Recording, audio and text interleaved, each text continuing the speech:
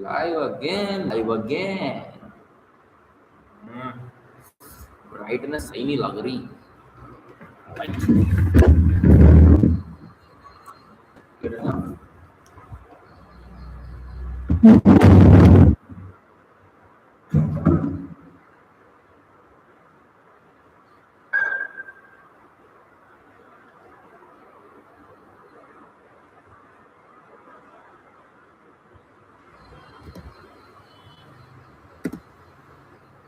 Zosimo crying out cheerfully as they enter.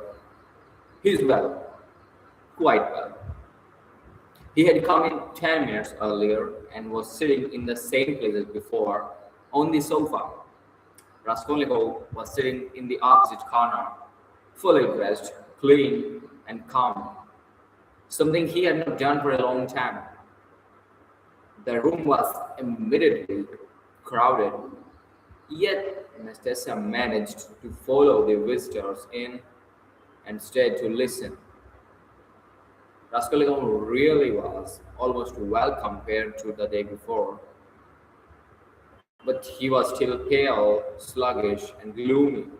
He looked like a wounded man or someone who had gone through terrible physical suffering. His brows were pulled together, his lips tight, and his eyes feverish.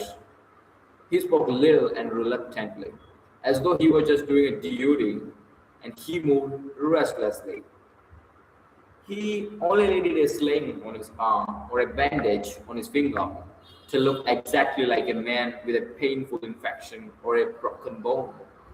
His pale, dark face lit up for a moment when his mother and sister entered, but this only made him look like he was suffering more intensely rather than feeling better.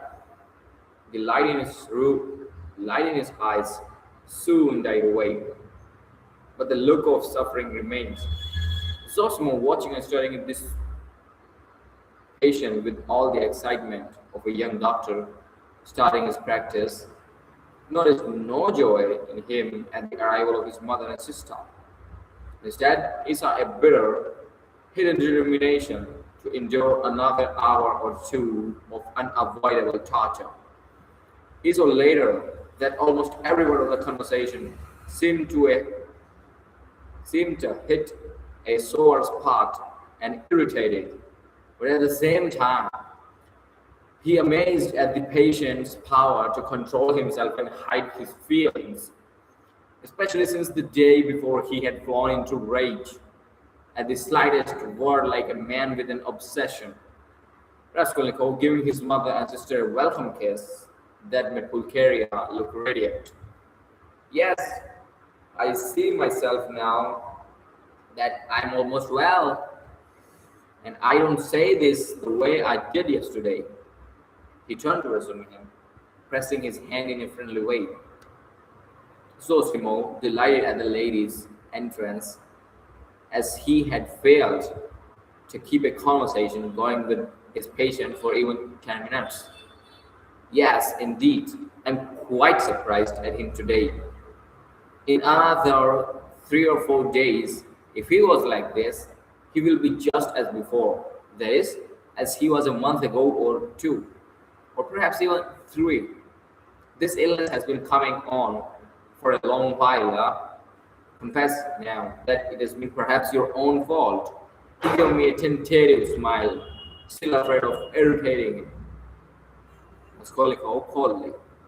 It's very possible. Zosimo with excitement. I should say too that your complete recovery depends entirely on yourself. Now that one can talk to you, I should like to urge you that it is necessary to avoid the basic underlying causes that produce your unhealthy condition. If you do, you will be cured. If not, it will go from bad to worse. I don't know these basic causes, but you must know them. You are an intelligent man and must have noticed them yourself. Of course, I think the first stage of your mental breakdown matches up with your leaving the university. You must not be left without something to do. Therefore, Work and a clear goal ahead of you might be very helpful. Raskolnikov. Yes, yes, you're right. I will hurry and return to the university, and then everything will go smoothly. Zosimo had started giving this advice partly to show off in front of the ladies. He was somewhat confused when looking at his patient. He saw unmistakable mockery on his face. This lasted only a second, however.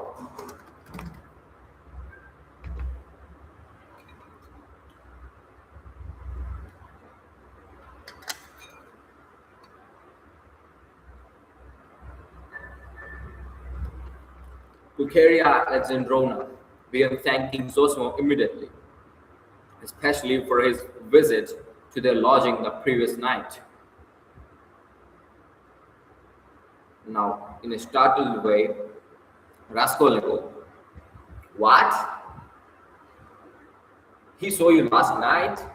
Then you have not slept either after your journey. Pulcheria. Oh, Roya, that was only until 2 o'clock. Dunya and I never go to bed before 2 at home. Raskolnikov, suddenly frowning and looking down. I don't know how to thank him either. Putting aside the question of payment, forgive me for bringing it up. He turned to Zosimo. I really don't know what I have done to deserve such special attention from you. I simply don't understand it. And it weighs on me. Because I don't understand it, I tell you honestly. Zosimo, forcing himself to laugh, don't be annoyed. Just look at it as if you're my very first patient. We fellows who are just starting to practice medicine now are first patients as if in love with them. And of course, I don't have a. Why? Are you in an emotional mood today? What? If Razumin had been sharper, he would have seen that there was no real warmth or emotion in him, but actually something quite the opposite. But Avdoria noticed it. She was intently and uneasily watching her brother.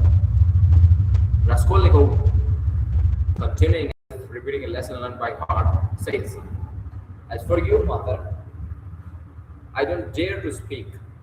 It is only today that I've been able to realize a little how distressed you must have been here yesterday, waiting for me to come back. When he had said this, he suddenly held out his hand to his sister, smiling without a word. In this smile, there was a flash of real, genuine feeling. Dunya caught it at once and warmly pressed his hand. Overjoyed and thankful, it was the first time he had spoken to her since their argument the day before. Their mother's face lit up with pure happiness at the sight of this silent, final reconciliation. Razumihin, muttering to himself, shifting heavily in his chair and exaggerating the moment. Yes, that is what I love him for. He has these good moments. Now Pulcheria says, thinking to herself, and how well he does it all. What generous impulses he has. And how simply, how delicately he put an end to all the misunderstanding with his sister, simply by holding out his hand at the right minute and looking at her like that. And what fine eyes he has, and how fine his whole face is. He is even better looking than Dunya. But good heavens, what a suit! How terribly he's dressed. Vasya, the messenger boy in the shop, is better dressed. I could rush at him and hug him, weep over him, but I'm afraid. Oh dear, he's so strange. He's talking kindly, but I'm afraid. Why? What am I afraid of? Pulcheria, speaking suddenly in a hurry to reply. Oh, Rodia, you wouldn't believe how unhappy Dunia and I were yesterday. Now that it's all over and done with, and we are quite happy again, I can tell you. Imagine, we ran here almost straight from the train to hug you. And that woman, ah, that woman, here she is. Good morning, Nastasia. She told us at once that you were lying in a high fever and had just run away from the doctor while out of your mind. And they were looking for you in the streets. You can't imagine how we felt. I couldn't help thinking of the tragic end of Lurin and Pochaniko, a friend of your father's. You can remember him, Rodia, who ran out in the same way in a high fever and fell into the well in the courtyard. And they couldn't pull him out until the next day. Of course, we imagined the worst. We were on the point of rushing to find Pyro Petrovich to ask him for help. But we were alone, utterly alone. She spoke sadly and stopped short, suddenly remembering it was still dangerous to speak of Pyro Petrovich, even though they were happy again.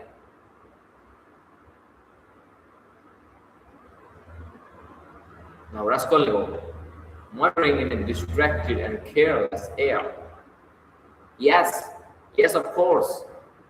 It's very annoying. Dunya stared at him in confusion.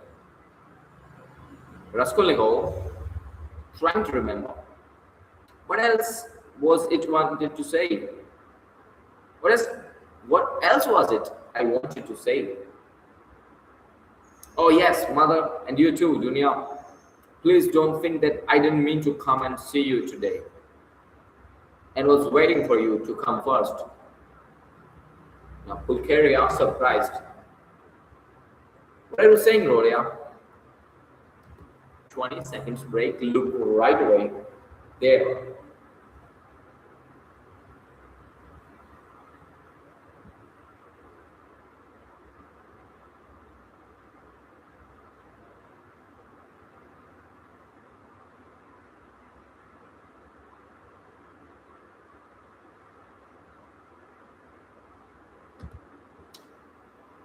Dunia wondering to herself, is he answering us just out of beauty? Is he making peace and asking forgiveness as though he were performing a religious ritual or repeating a lesson? Skolnikov, I only just woken up and wanted to go to you, but I was delayed because of my clothes. I forgot yesterday to ask her, Nastasia, to wash out the blood. I was only just dressed. Pulcheria in alarm. Blood? What blood? Raskolnikov. Oh, nothing. Don't be worried. It was when I was wandering about yesterday. Rather out of my mind, I happened to find a man who had been run over a clock. Razumihin interrupted. Out of your mind? But you remember everything. Raskolnikov answered with extreme care. That's true. I remember everything down to the smallest detail, and yet, why I did that and went there and said those things, I can clearly explain now. Zosimo stepping in. A familiar medical event, actions are sometimes performed in a highly skilled and clever way, even while the logic behind these actions is broken and dependent on various diseased impressions. It's like a dream. Raskolnikov thinking to himself. Perhaps it's a good thing, really, that he should think me almost a madman. Dunya, looking uneasily at Zosimo. Why? People in perfect health act in the same way too. Zosimo, there is some truth in your observation. In that sense, We are certainly all like men quite often, but with this slight difference that truly sick people are somewhat madder. For we must draw a line. A perfectly normal man, it is true, hardly exists. Out of dozens, perhaps hundreds of thousands, you will hardly meet one. And the word madman, carelessly dropped by Zosimo while gossiping about his favorite medical topic, everyone frowned. Raskolnikov said, seeming to pay no attention at all, lost in thought with a strange smile on his pale lips. He was still meditating on something. Now resuming him hastily. Well, what about the man who was run over? I interrupted you. Raskolnikov, seeming to wake up. What? Oh, I got splashed with blood helping to carry him to his lodging. By the way, Mama, I did an unforgivable thing yesterday. I was literally out of my mind. I gave away all the money you sent me to his wife for the funeral. She's a widow now, dying of tuberculosis, a poor creature. Three little children, starving, nothing in the house. There's a daughter too. Perhaps you'd have given it yourself if you'd seen them. But I had no right to do it, I admit, especially as I knew how much you needed the money yourself. To help others, one must have the right to do it, or else let the dog die if they aren't happy. He laughed. That's right, isn't it, Dunya? Dunya, firmly. Nah, it's not. Let's go, muttering and looking at her almost with hatred and smiling sarcastically. Bah! You too have high ideals. I ought to have expected that. Well, that's upstanding of you, and it's better for you. And if you reach a line you won't cross, you will be unhappy. And if you cross it, maybe you will be still unhappier. But all that's nonsense, he added irritably, annoyed at getting carried away. I only meant to say that I beg your forgiveness, mother, he concluded shortly and abruptly. Now Pulcheria says, delighted, that's enough, Gloria. I'm sure that everything you do is very good. Raskolnikov twisting his mouth into a smile. Don't be too sure. A silence followed. There was a sudden awkwardness in all this conversation, in the silence, in the peacemaking, and in the forgiveness, and everyone was feeling it.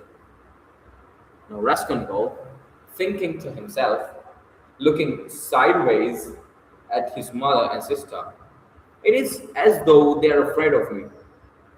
Pulcheria Alexandrovna was indeed growing more timid the longer she kept silent.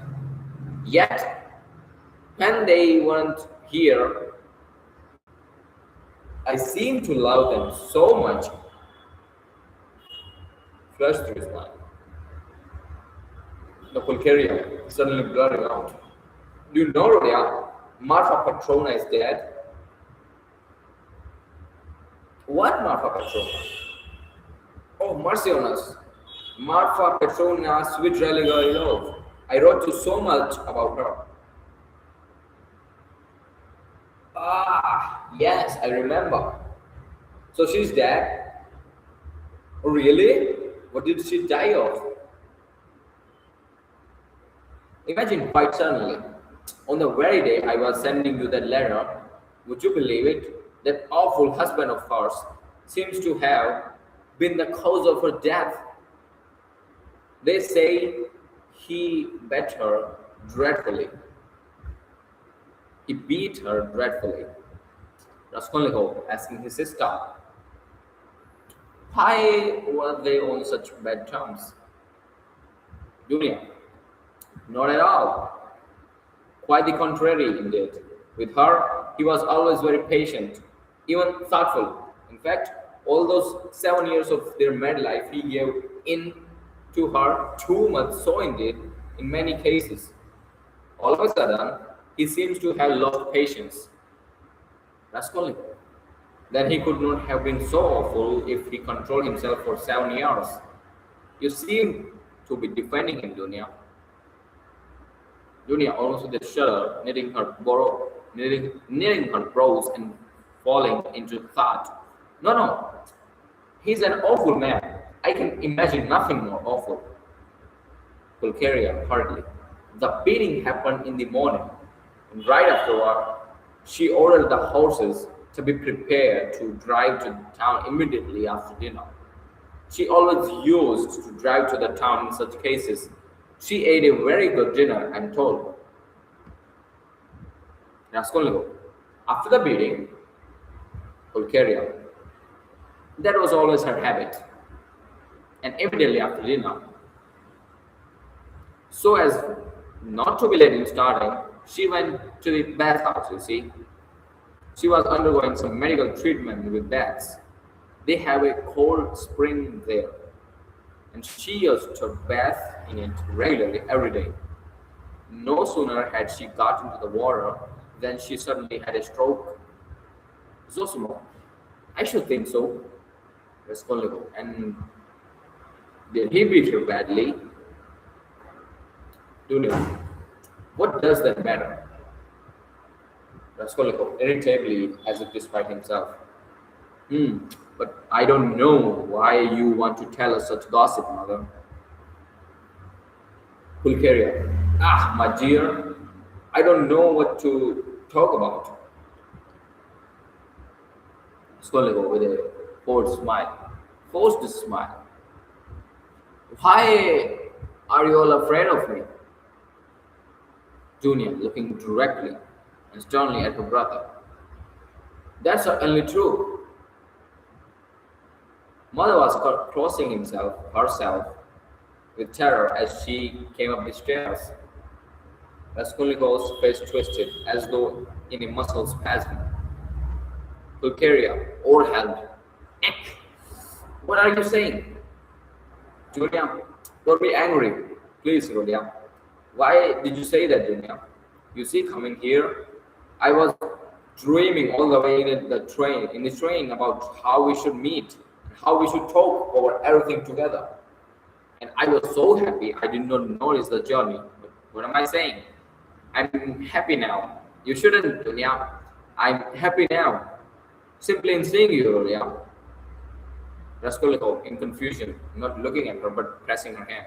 Hush, mother. We shall have time to speak freely of everything. As he said this, he was suddenly overwhelmed with confusion and turned pale. Again, that awful, deadly cold feeling he had known lately passed over his soul. Again, it became suddenly clear and obvious to him that he had just told a terrible lie, that he would now never be able to speak freely of everything, and that he would never again to be able to speak of anything to anyone. The emotional pain of this thought was so great that for a moment he almost lost control. He got up from his seat and, not looking at anyone, walked toward the door. Razumihin clutching him by arm. What are you doing? Raskolnikov sat down again and began looking around him in silence. They were all looking at him in confusion.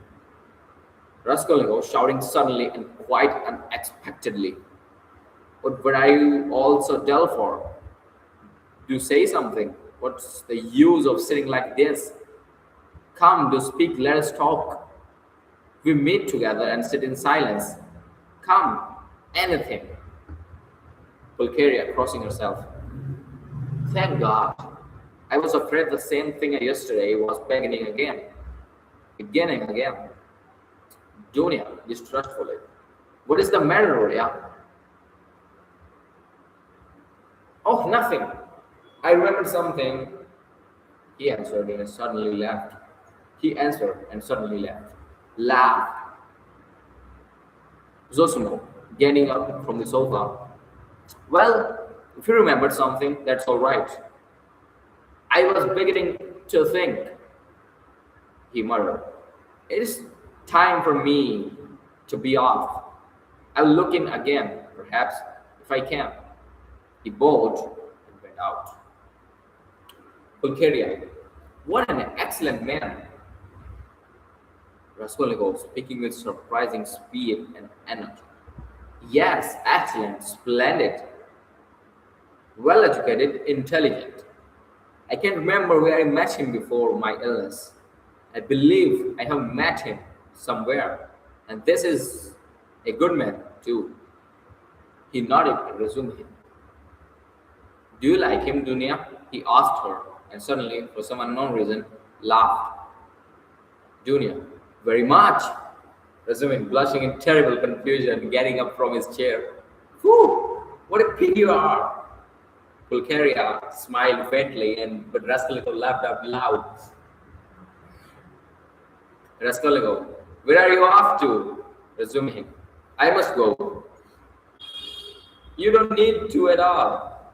Stay. Zosima is gone, so you must stay. Don't go. What's the time? It's 12 o'clock. What a pretty watch you've got. Dunya, but why are you all silent again? I'm doing all the talking. Dunya, it was a present from Marfa Petrovna. Bulgaria, and a very expensive one.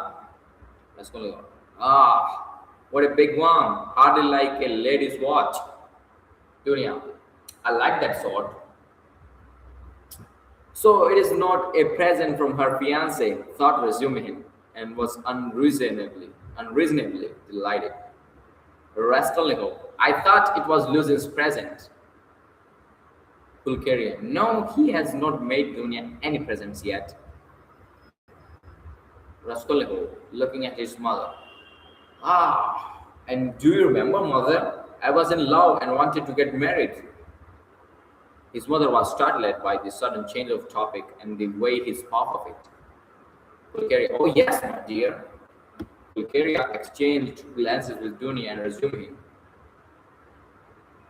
this.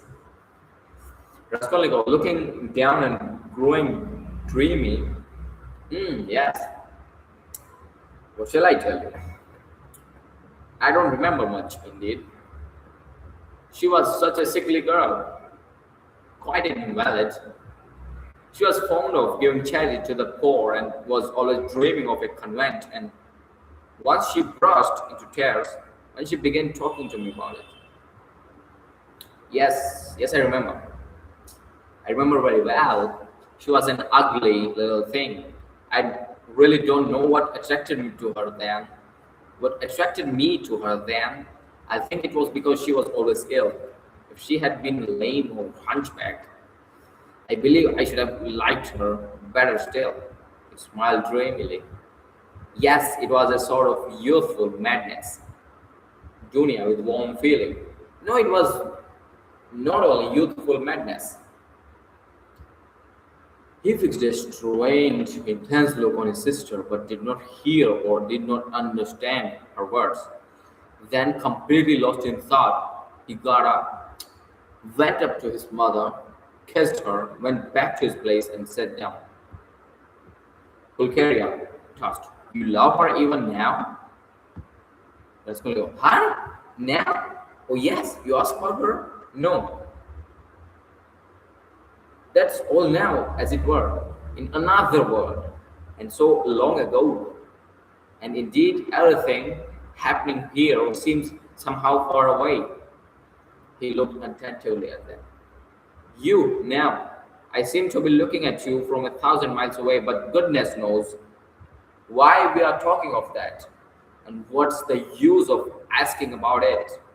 He added with annoyance, and biting his nails, fell into dreamy silence again. Pulcheria Alexandrovna, breaking the heavy silence. What a miserable lodging you have, Rhodia. It's like a tomb. I'm sure it's largely because of your lodging that you have become so depressed. Raskolnikov sluggishly. My lodging? Yes, my lodging had a great deal to do with it. I thought that too. If only you knew, though, what a strange thing you said just now, mother. He said, laughing strangely. A little more, and being with his mother and sister after a 3 years absence would have been too much for him to endure, especially given the total impossibility of truly speaking about anything.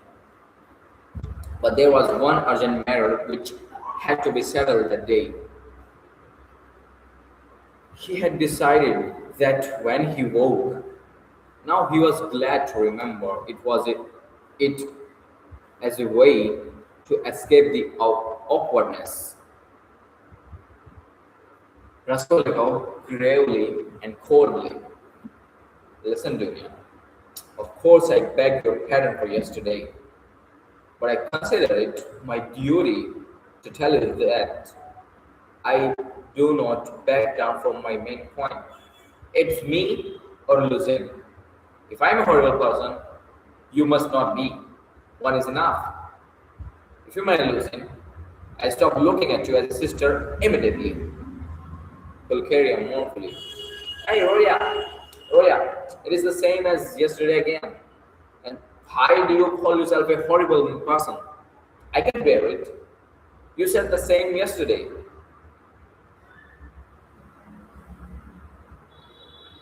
Dunya, answering firmly and with the same coldness.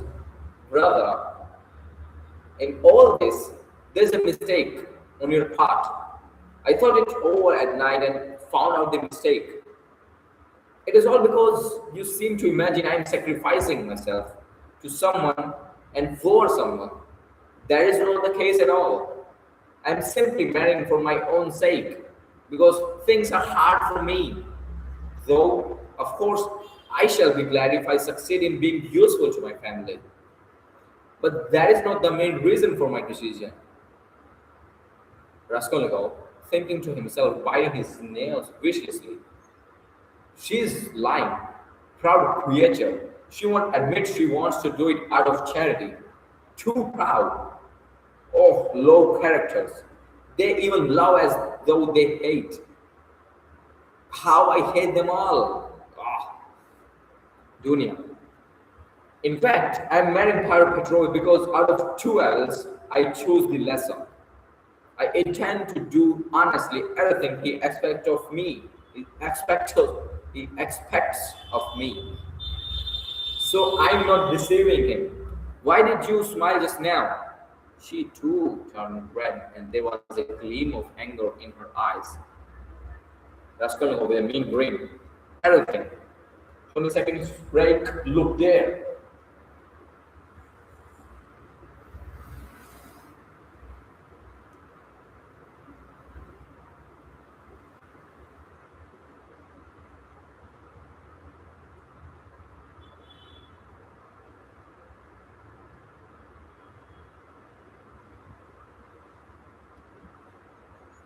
Dunya, within certain limits, both the manner and form of Pyro Petrovich's courtship showed me at once what he wanted. He may, of course, think too highly of himself, but I hope he respects me too. Why are you laughing again? Raskolnikov. And why are you blushing again? You're lying, sister.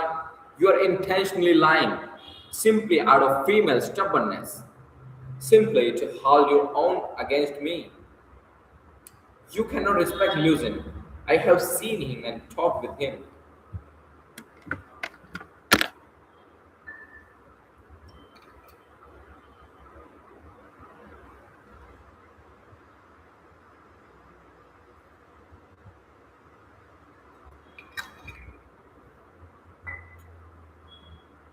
Keep it quiet, keep it quiet.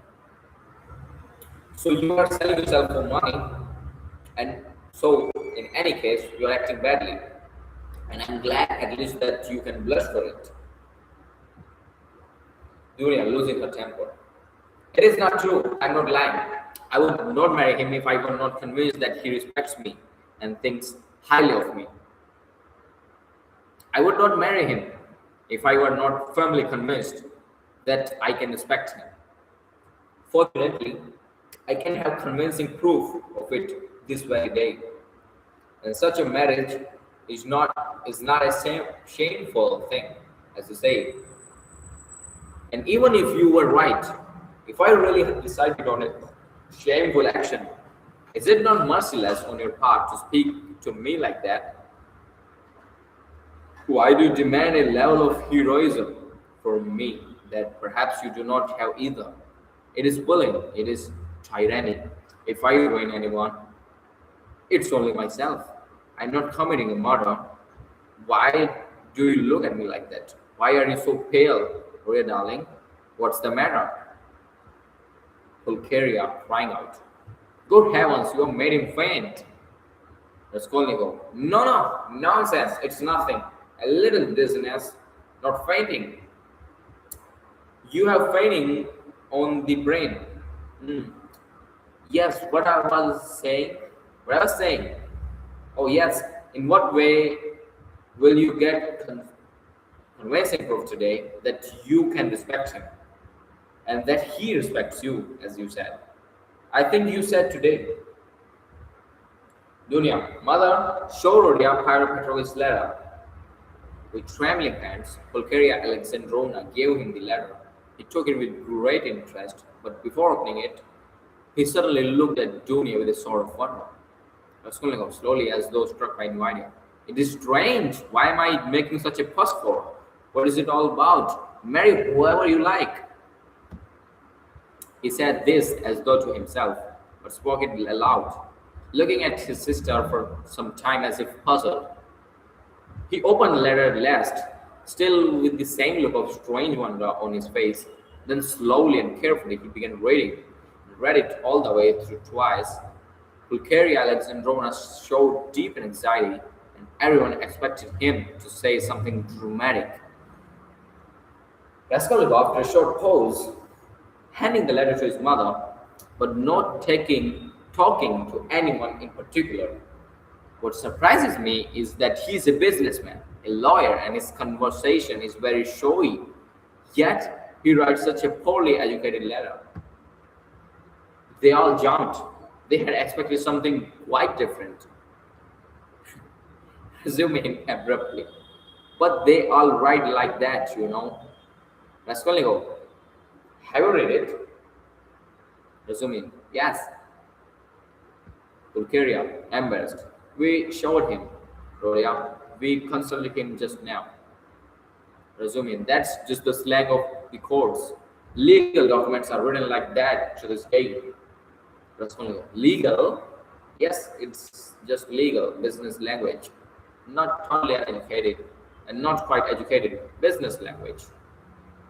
Dunia, somewhat offended by her brother's tone, Pyro Petrovich makes no secret of the fact that he had a cheap education. He is proud indeed of what having made his own way. Raskolnikov. Well, if he is proud of it, he has reason. I don't deny it. You seem to be offended, sister, that I am only making a minor criticism of the letter, and you think that I speak of such trifling matters on purpose to annoy you. It is quite the opposite. A thought about his style occurred to me that is actually very important as things stand. There is one expression, blame yourself, put in very clearly, and there is also a threat that he will leave at once if I'm present. That threat to leave is the same as the threat to abandon you both if you are disobedient, and to abandon you now after calling you to St. Petersburg. Well, what do you think? Can we accept such an expression from Luzin as if would he, keep on your resume, had written it, or Zosimo, or one of us? Dunia with more energy. No, I saw clearly that it was too crudely expressed, and that perhaps he simply has no skill in writing. That is a fair criticism. Rather, I do not expect indeed. Raskolnikov. It is expressed in a legal style. It sounds rougher than perhaps he intended. But I must correct one thing for you. There is an expression in the letter, a lie about me, and a rather low one. I gave the money last night to the widow, a woman dying of illness, crushed with trouble, and not under the excuse of funeral, but simply to pay for the funeral. And I did not give it to the daughter, a young woman, as he writes, of bad behavior, whom I saw last night for the first time in my life, but to the widow.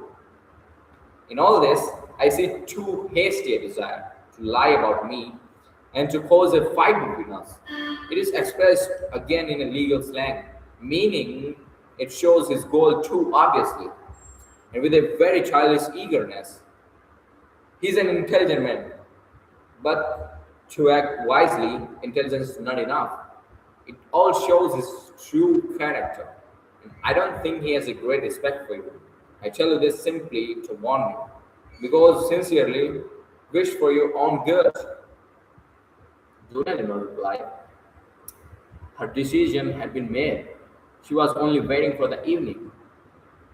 Pulcheria, more uneasy than ever at sudden, business-like tone of his talk. Then what is your decision, Roria? Raskolnikov, what decision? Pulcheria.